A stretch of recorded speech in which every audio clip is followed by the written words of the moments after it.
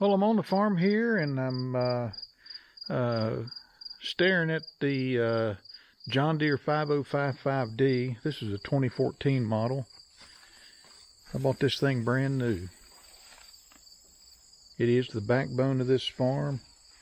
It starts every time and no flat tires. But I did have an issue with it.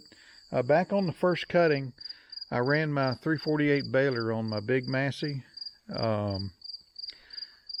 which is nice, but I actually prefer to use an open station tractor on my baler. I can see everything, I can hear everything.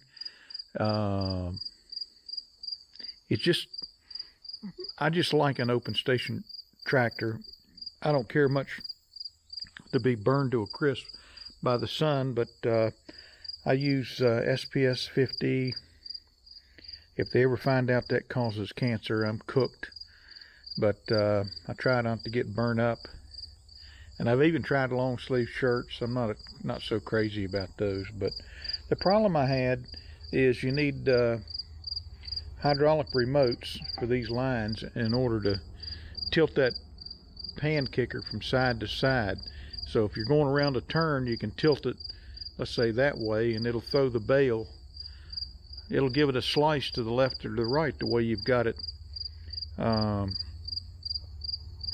way you got your remote set. Well, the problem was I couldn't get this remote to go into the this SVC valve, or whatever you call it, this valve right here.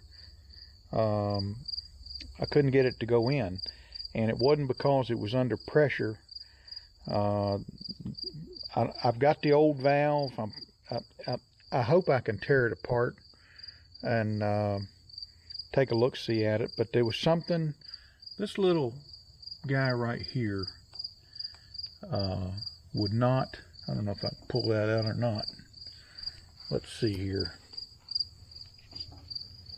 It's under pressure. Let me relieve that. What you can do is put it on float,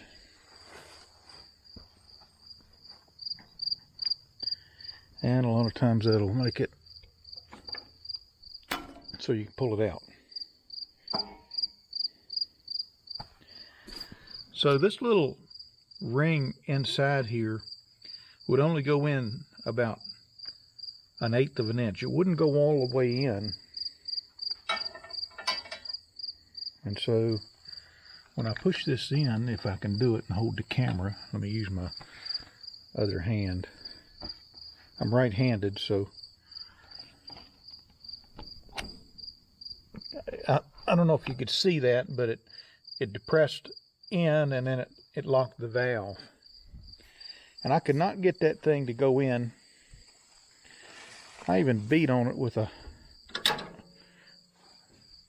hammer and a socket that was just the right size to go around on this thing. And finally we got down to where we needed to bale some hay here, and I said I need to do something about that. So I went to the John Deere dealer, and with the part number in hand, they had what I needed, and for less than $100 I was back in business. Now these E-rings right here, it's seated on the back side. It's not fully seated on the inside. It's seated on the back side. It's not fully seated on the outside, but it's okay. The tolerance is so tight between the thickness of this metal and those grooves for this little retaining ring, that if there's any misalignment at all, and that comes because when you try to crack that nut to take this thing off, invariably you're going to